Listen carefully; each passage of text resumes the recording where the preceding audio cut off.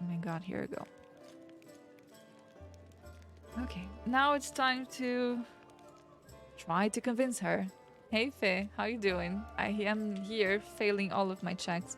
Can I actually save? I can't save while talking to someone. Ah, okay.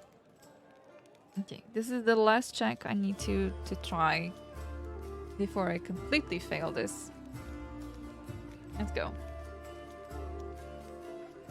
The principles of war are always the same. Weapons, causes, and resources may change, but the foundations remain immutable. And go. And I failed. Oh no. I suck. I rolled a 5. Oh my god. You need to roll better, guys. You need to roll better. I'm gonna point at the monk. It's gonna do nothing. Oh, enough. I was patient with you, the so-called expert, but I've got something to say. Firstly, screw you for disrespecting us and what we're doing because of some dusty old books. Secondly, I heard tales about the epic wars of old, in Nex, Tienzia, and elsewhere, and each time they claimed it was a slaughter no future war could hold a candle to. So say the old farts while honest soldiers like us get ready for the next battle, because we need to go out there and fight. So later we too can say, our war was the most legendary of all two young whippersnappers who won't be nearly as good as we are. Thirdly, you claim to know war, but do you really? You can wag your tongue, but you can actually fight? Or are we listening to an empty chatterbox that's read a few books that hasn't been with me here in a brawl? You can enter a barber shop and run into a dozen such experts. Show us what you're worth so we can be sure there is something to respect. I'm not going to compete with you in brutishness. Look for another pugilist if you wish to have the symmetry of your face restored. Ouch! Ouch! Ouch! It's okay, Eric. It's okay to lose loot, like in checks like this. I'm in early game, I have no stats at all, so it's completely normal. Don't worry about it. It looks like holding a squirrely debate in a god's-forsaken tavern was a mistake. Have you changed your mind about joining the Crusaders? I don't see the point. Your Crusaders appear to be quite confident in your skills. If nothing else, you've presented your arguments to me with extreme confidence. This is a worthy blade. It would be of use not only for the strong, but also for the wise. Oh, I got something. And this is where I bid you farewell. Before the end of the day, I was planning to observe how winged demons use pack tactics to drive their prey like herds of livestock. It's about time I got back to my research. Stay safe. Does everyone have a dimensional door scroll in their pocket? Yet another egghead, full of theory but no sense. To understand war, you need to live it, take part in it, not gawk at it from the library. If you ever see this chatterbox sling muck at Crusaders again, use these to smack her across the face and tell her I said hi. Wow, thank you. What were those items though? Okay. So I got +1 enhancement to on attack, damage rolls with unarmed attacks and natural weapons. And I got the short sword. I thought I wouldn't get the short sword if I failed. Well, here's the thing though. If I substitute these, I lose damage. I mean, I get one more die, but I kind of lose damage.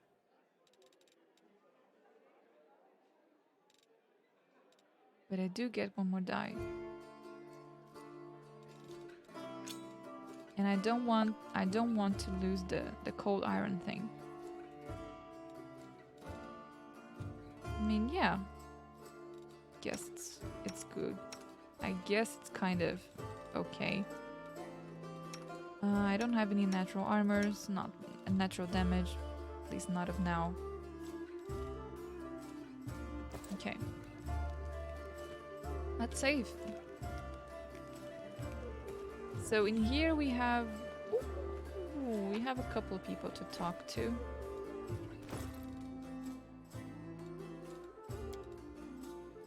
Another book. And I'm very close to leveling, guys. I'm so very close to leveling. So much. Let's talk to Sila first. Hey there. During that march thoughts through the dungeon, we never got the chance to exchange a proper greeting. It's time I shake your hand. I'd like to know more about you. Of course, ask anything. I'll swear I'll answer honestly. Tell me about yourself. Where are you from? A little bit from Gab, a little bit from Katapash, but mostly from the Knights of Yamaday. I was accepted and began my training at 14. I belong to their ranks more than I belong to any other place. You've come to Mendev by a long road, haven't you? A very long one. A traveler is expected to have amusing stories. Unfortunately, I have only 3 tales of any interest, and I'd like to save them for our next fest. Otherwise, I won't have anything to show for myself when it's time to start bragging. And that just won't do, especially since I win the night with my cautionary tale of a battle with chupacabras. Okay. Uh, you can't tempt me with a story about fighting chupacabras and not follow through. What are they, by the way? Chupacabras, wow. The terms they put it in here. What a feast it will be. We'll talk when we celebrate our next victory. But I actually want to know, I want to see the definition of chupacabras they put. Incredibly repulsive magical beasts, fast and dangerous. They can, well, it looks like someone's fooled me into starting the tale. I guess now I'll have to tell the whole story. Oh no! Okay. Picture a small town in Kadira, and down in the dungeon there's 2 murderers waiting to be executed. The gallows are already built for them. The rope's been bought, but sometimes life takes a surprising turn. Suddenly, a Paladin of Yamaday appears in the doorway and offers the murderers a deal. If they go with her to fight some monsters, they live. If they survive, that is. There's a big difference between imminent death and probable death with a glimmer of hope, wouldn't you say? So here we are, traveling through the desert, me and my friend, a priestess of Serenray, along with the little rat folk fellow who'd asked for our help, and the 2 cutthroats. We get to the rat folk village and saw their bodies lying around, all drained dry. We figured we'd have to fight vampires. That's how the little rat folk described the monsters who attacked their village. That's why we went in all brazen-like. The sun was high and the vampires couldn't attack until dusk. But we never got a chance to look around. Black shadows, quick as the wind, attacked us from all sides. Not vampires, but chupacabras. One of the lads we pulled from the gallows got killed right away. The second one ran for his life. That left me, the rat folk, and Kira. That was the name of the priestess. And we all steeled ourselves for the fight of our lives. Yes, chupacabras, I know. And just when we thought the end had come, with the chupacabras surrounding me like a pack of dogs around a bear, and a rat folk friend wounded and down, and the teeth of the quickest of those blasted monsters was clenched in Kira's shoulders, right then, when all hope was lost, the other lad from the gallows suddenly comes running back. He kills the beast, attacking Kira. I'm sure you know what a turning point in a fight looks like. Well, that was it. A moment before, we were lost, and a moment later, we had it back under control. The chupacabras dropped dead, one by one. The little rat folk is reunited with his family, who were hiding in the basement. The priestess and I closed the eyes of that boy from the gallows who saved us. It was a shame he didn't survive the fight. May the gods keep his soul in his journey through the afterlife. Oh my god, thank you so much, Arik. I need water. Desperately.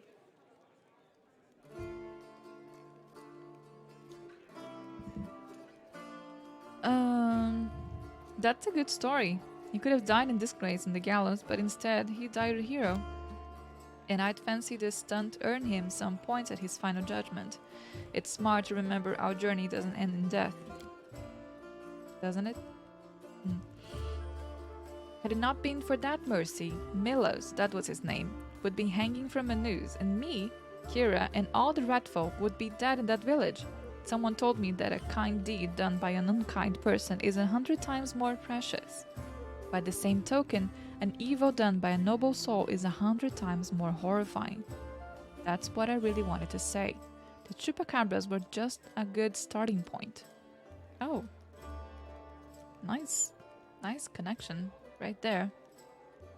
What made you become a paladin? That's a serious question and a good one. You should ask it of your companions. But it's a long story. To start with, 12 years ago, I was nothing like the person I am now. I roamed the streets of Solko with the other homeless orphans. I stole, I fought, I was hired sword for a bit. Not the proper origin for a paladin, is it? Back then, Solko was a city of orphans, widows, and widowers. Gnolls decimated the city regularly. My parents were amongst their victims. People there heard about new deaths before they'd finished mourning their previous losses. One day, a group of knights of Yomide brought a glimmer of hope to the city. But while others saw them as saviors and protectors, I was busy pricing up their noble horses and their gleaming mithril armor, wondering just how much of their pretty swords would fetch. Aha. A thief's lives one day at a time, that's what they say. I was the type that never thought past the next job. Anyhow, I was able to sneak into the knight's camp and steal one of their mithril helms. And I was right there when a gnoll attacked the helm's owner. Asemi was her name, and dealt a blow to her unprotected head. A gnoll like all those others she'd fiercely driven from the gates of Solko. That one blow was fatal, but who really was to blame for her death? The gnoll attacker, or the young thief named Sila? Shoot. Well, you guys know, I need to be chaotic. Life is cruel and full of chaos. Sometimes survival just comes down to luck. So that's how you see it. I can't accept that point of view. If the story of my youth taught me anything, is that we're all accountable for our actions. It's too easy to wave off responsibility if you use the cruelty of life as an excuse. Fair, but in that case, it really was. It could have not happened anyway. But you were asking what brought me into the ranks of Yomide's warriors. We all choose the paladin's path for our own reasons. Some are guided by nobility of spirit, some by a desire to fight injustice. I became who I am through penance and a debt unpaid. The day Asemi died protecting my city, I wanted to kill myself for the terrible guilt I felt. But then I realized it wouldn't make the world any better. And I decided that instead I'd try to take her place. I'd become who she had been and protect the innocence that she would no longer be able to protect.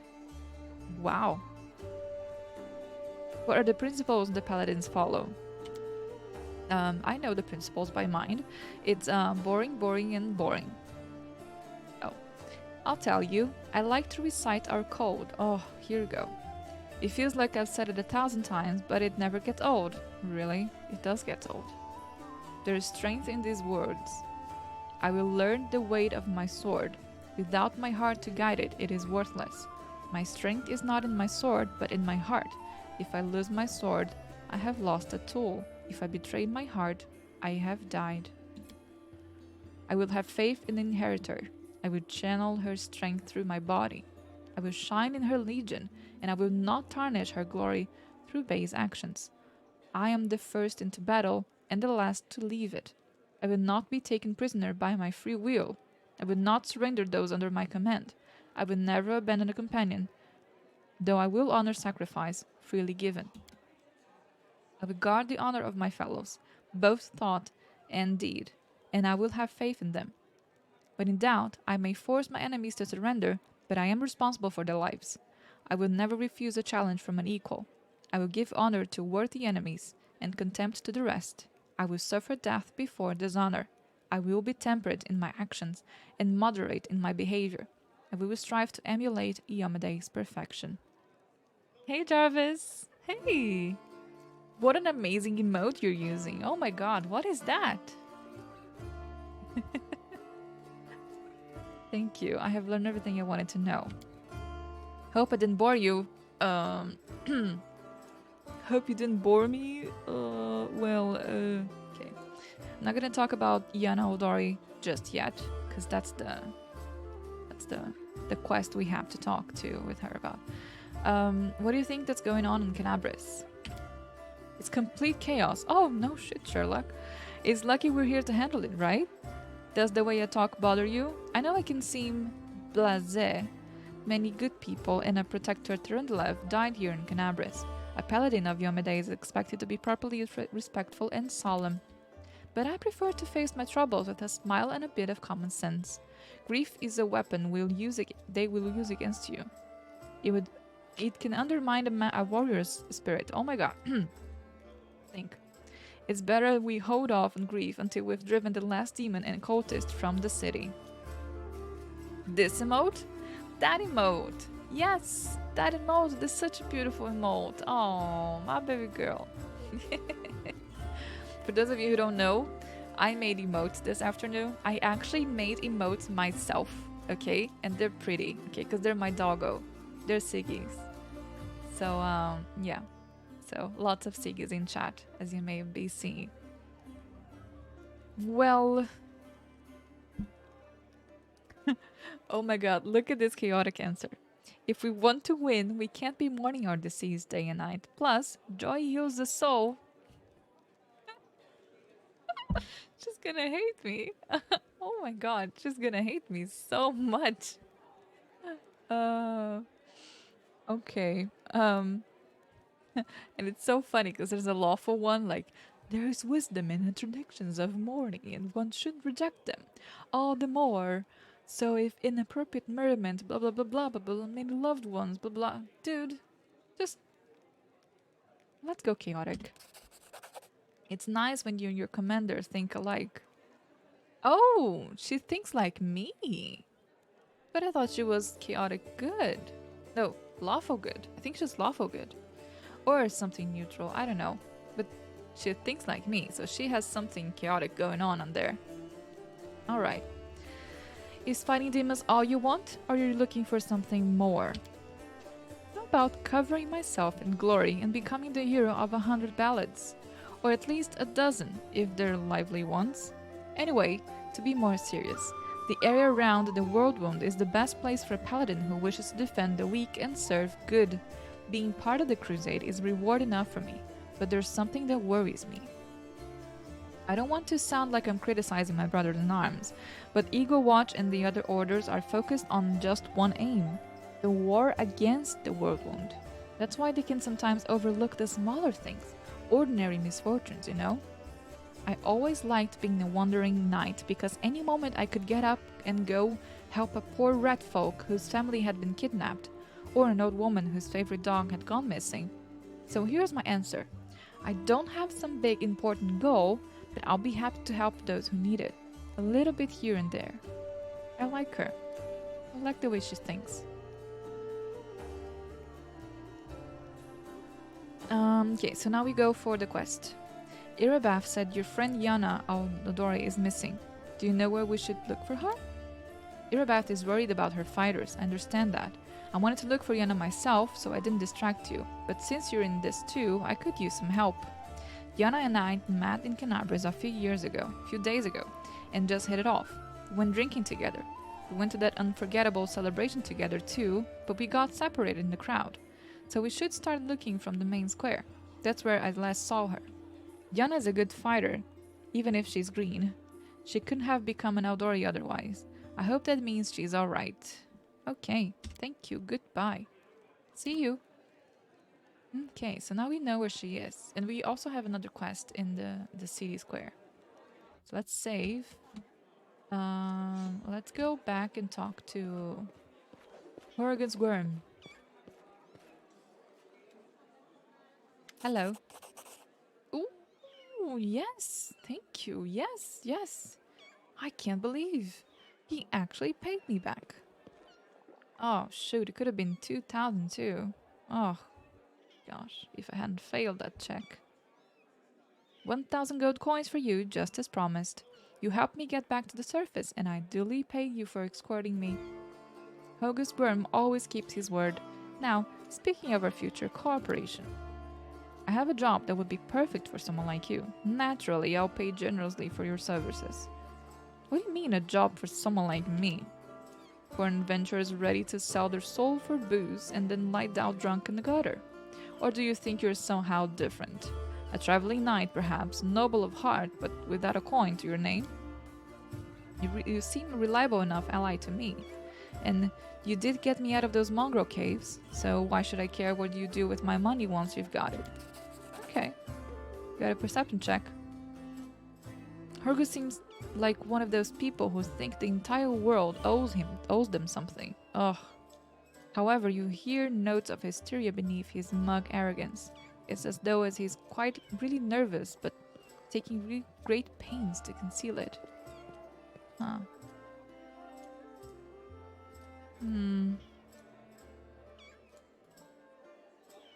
I mean, I don't care about him being like that. What does your job involve? You shall be my bodyguard. Oh, no, I won't.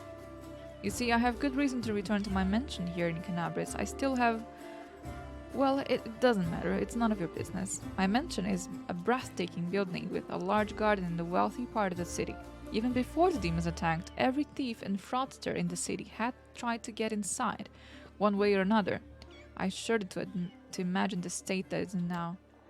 I have little hope that my guards were able to hold the mansion during the attack, and I expect that the servants fled when they saw the demons. Only Abadar knows what's happened there since. Therefore, I would ask that you meet me at my mansion and guard me there until I complete my business. I already asked the local paladins for help, but they have no desire to set foot outside this tavern. Damn cowards and traitors. That's what they are. Also, please do take Camellia with you. I trust that girl more than the rest of your gang. She's of noble birth, after all. Oh, my god. This guy. Okay, what kind of reward are we talking about? 1,000 gold coins? Okay, team. Let's try this again, okay? So, I can hit that, but it's hard, okay? Diplomacy 23 is really hard. But, let's try it again. Let's see if you're gonna get it. And I'm gonna close my eyes. And... Did I? No. Ah, you. Ah. Yeah, right. For that kind of money, I could hire Queen Goffrey herself to guard me. No, you could not. That... Okay, I'll go with the first option, chat. Okay, I'll go. Noble birth doesn't give you the right to behave badly. I would ask that you refrain from such statements in the future. Oh, really? How imprudent. No one dares tell Hogus Worm how to address the rabble. No, I just did. I just did that. Well, deal. Marvelous. Most excellent.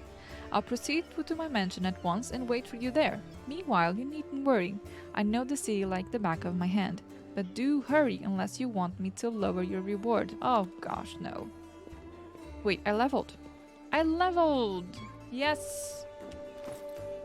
Good thing, good thing. You see, I actually leveled by talking to everyone around here. There are some people missing still though. There is Healer and Irabeth. Let's save. Healer, and he has his own thing too. Hi, handsome. A tall, athletic man greets you. His hair is prematurely grey and shorn close to his head in the military style. He is lean and well-groomed, and the monocle twinkles coldly in his eye. The bowed set of his jaw and his large but agile frame attest that there is a man who is always ready to be on the move. Greetings. I'm Hiller, Venture Captain of the Pathfinder Society. I'm the superior officer among Pathfinders in this region of Mendev. However, the society is running almost no operations here right now. Besides me, there are almost no Pathfinders here. Actually, I'm only struck here because of an old feud with a demon worshipper known as the Spinner of Nightmares. I've had to work alone without the support of the society, but I've made a lot of acquaintances amongst the local mercenaries and daring fighters. If you need any good fighters for an honest cause, talk to me. Okay, tell me about it. It all began with the task of the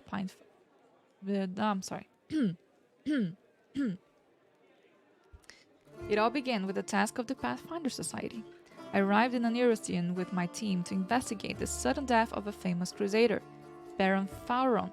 Wait, I know that dude.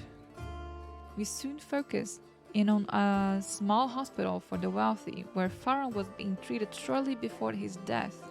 It turned out that a gang of Baphomet's cultists calling themselves as Labyrinth of Mind had gotten a foothold at the hospital. They were obsessed with twisting the minds of their victims and targeted fragile people too weak to resist. The hospital was filled with perfect victims, isolated for weeks from the outside world, completely helpless. And when they returned, they were different, almost normal. But the moment they heard a certain phrase, something dark awoke in their mind, and they transformed into servants of Baphomet, ready to lie, betray, and even kill. The Labyrinth of Mind was preparing to infiltrate all the elite circles in Mendev, but Baron Farron stopped them. Oh, rip. He was too loyal to his oaths, and too resistant to their spells. He fought for his freedom until the strain broke his heart. We opened and cleaned the city of Baphomet's pit of vipers. Their den was a cradle of sin and filth. They cast spells on each other, and their loathsome fantasies stepped real from their minds into the world. They dreamt of horrible and forbidden things, and they fought like mad. We burned the place to the ground and slaughtered everyone we could, but the leaders of the cult were able to flee, and they were set upon revenge. They abducted my daughter, Laurie, who served under my command in the Pathfinder Society. They left me a note full of tart insults, mockery, and sneers. From that note, I learned the name of my enemy, the Spinner of Nightmares. A few months later, I confirmed that she was a leader of the Labyrinth of Mind. My hunt had begun. I would get Laurie back at any cost. Dude, got his daughter. Quite personal. I want to know more about you. What exactly are you interested in? I'm a common Pathfinder. There are many others like me. Fate and my orders brought me to this land. But how did you end up here? I was working on an assignment for the Pathfinder Society, and then a demon worshipper named Spinner of Nightmares abducted my daughter. For the past 3 years, I've been... 3 years? Oh, dude, I'm sorry. But according to the police, if people were kidnapped within, more than 48 hours, I mean, it's kind of gone. It's... Well, 3 years. I've been trying to save her. During this time, I've become a specialist in scouting demon territory. I've even planned agents amongst the cultists. Truth be told, in pursuing the Spinner of Nightmares, I've been acting more on behalf of Queen Galfried and the Pathfinder Society. It's a long story. Maybe I'll tell you the rest of it sometime. This Spinner of Nightmares is a true spawner of the Abyss. I've fought her many times, but I've never been able to seize her by the throat. Tell me about your daughter. As a girl, Laurie was just an angel. We lost her mother early on. She was left to follow my example, a drifter with little idea how to talk to a 10-year-old girl. But even with such questionable parenting, Laurie managed to grow into a wonderful girl. Brave, smart, beautiful, and entirely unbearable. She's always argued with me about everything. When Laurie was 18 and told me she was going to be a Pathfinder, all I said was, "Alright." I knew there was no use to try and talk her out of it, and she was a fine Pathfinder. I'll never forgive the Spinner of Nightmares for taking my girl from me. Oh. The Pathfinder Society is a global organization that unites opportunists and adventurers of all kinds. We explore the world and uncover its secrets, travel, and sometimes face down threats. In times of trouble, the latter becomes our primary focus. We are driven by our curiosity and the desire to make the world a better place. And, of course, some seek profit for hunger for glory.